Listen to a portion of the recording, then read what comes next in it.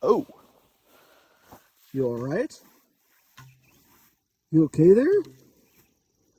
Haven't seen you do much lately. You okay? All right. Well, another thing I can cross off my list here. I got the oil changing in the old Freightliner here. Get that done. Another job off the list for stuff to get ready for harvest. Greased it all up, checked it all over. I think everything looks pretty good. Gonna go underneath yet and get some 80-90 gear lube into the manual transmission. But other than that, I think she's pretty well ready to go. Oh, and I gotta blow it out yet too. A little bit dusty and dirty, but she'll survive. She'll be ready to take off that big monster bumper crop that we've got coming out here. If you don't say it, you can't expect it. So one other thing that we're going to be doing a lot more this year, and we never usually do this. I know it's probably just good practice for most guys, but we try not to do this, is have the water truck in the field. But with it being so dry this year, we have no choice. We got to carry the water truck near the field, or at least somewhere within a half a mile of the combine, so that if we do have a problem, we can get out there quickly and try to address it, because we just watched two farms nearby here just about have a really bad day. Luckily, nothing happens. But with that being said, we don't want to see anything happen as well. So anyway, we will talk to you in a little bit. So I'm just driving right now to go and pick up Dad over at the other quarters of ours. I'm just taking a look here, and I'm going to show you some of the neighbors, some of our crops, and just see what you think. It's been a dry year here, and like all of Saskatchewan, we're in bad shape for moisture. There's actually now a water restriction ban on in the village of Theodore right beside me, and I wouldn't be surprised if there's a lot more of that coming up for other places as well. Nevertheless, it's too bad, but yeah, it's a very dry year. Hopefully this can improve, but nevertheless, we'll talk to you here in a little bit as I show you some of these crops. You know, the barley's coming sooner and sooner every day. Really sucks this year that we didn't get any rain, but we'll see what we get off it. It's still going to be okay, I think. I hope. But yeah, barley's getting closer. Here's one of the neighbors' wheat fields. Same thing. This is going to be really early combining this year. This one's starting to ripen up pretty good. The other day, or not even a week ago, this was pretty well green. Now, definitely got quite a little bit of color starting to show. Let's hope there's some yield in this, guys. You know, even the canola, it's going to be a week or 2 weeks. I would imagine more like 2 weeks, but very soon we're going to be combining or working on this canola. Pretty much all the flowers are all gone. It's time to get to work on harvest stuff. So as I'm saying this, these crops here in East Central in our area, they don't look that bad compared to what you're seeing in Manitoba, what you're seeing in Alberta, Western Saskatchewan, West Central Saskatchewan, even up in Northern Saskatchewan a little bit. These crops here are not that bad compared to those. There will still be something in them, I believe. Now, if you look even into Montana, into North Dakota, those guys are really dry. And I don't know what there is out there. I've heard some horror stories.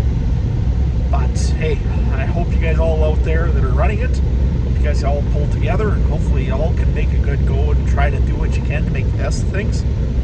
And yeah, hopefully things improve pretty soon and you start getting moisture, and hopefully it's better for next year. If you want any demonstration to see how dusty and dry it is out here, take a look just ahead. That's a round baler going. It looks like a harrow bar. Yeah. Getting real dusty and dry out here. So, taking a look here, you got still quite a bit of potting on this canola here. This is on my 1/4 that I have out by towards Insinger. Overall, it's got pods. Will they fill into anything? No. Take a look at these top ones. They don't look promising.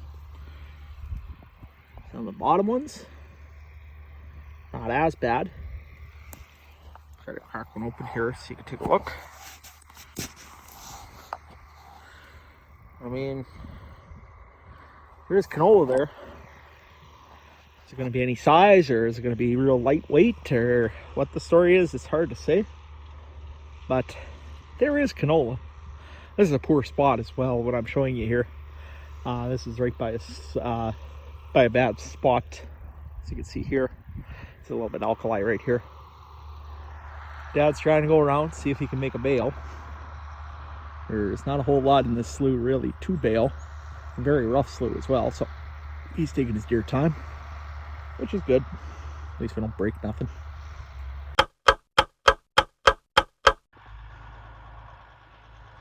Well, will you look at that? He finally got a bale out of it. Took a long time to get that one bale, but I guess one more bale than he had. Anyway, better go pick him up.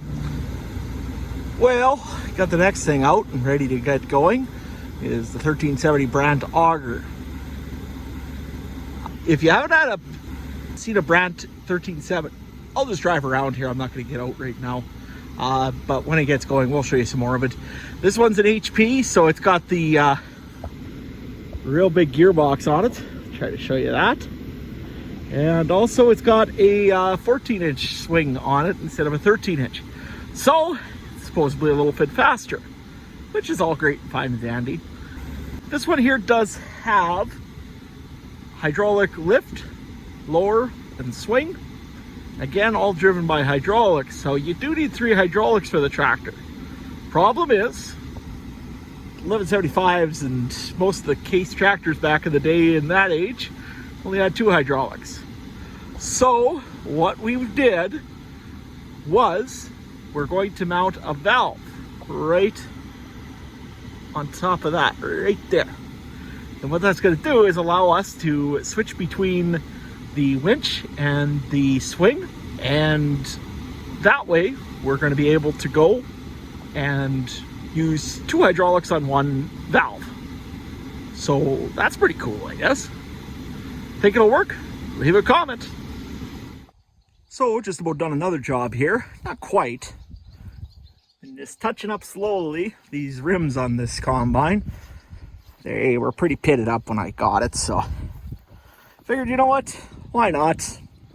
Can't go out to the field without a good looking set of rims without any peels or black paint showing like that. You gotta have silver paint. Sure, that's the way it's done, right? Anyway, talk to you in a bit. Well, that ain't great. What happened here, if you take a look on this side, you can see that there's no bearing. So that's not really good. When the bearing went, of course, it bent the shaft, buckled up whatever that is on the end of that arm, and buckled up my hexagon shaft, like I said before, and chewed it up. So nice, real nice. Anyway, it's what it is. But with that, thank you very much again for watching. If you liked the video, you can give it a comment, subscribe if you want to follow along when we get into harvest with this thing, because yes, that isn't that far away. Other than that though, thanks again for watching. We will talk to you soon. Bye.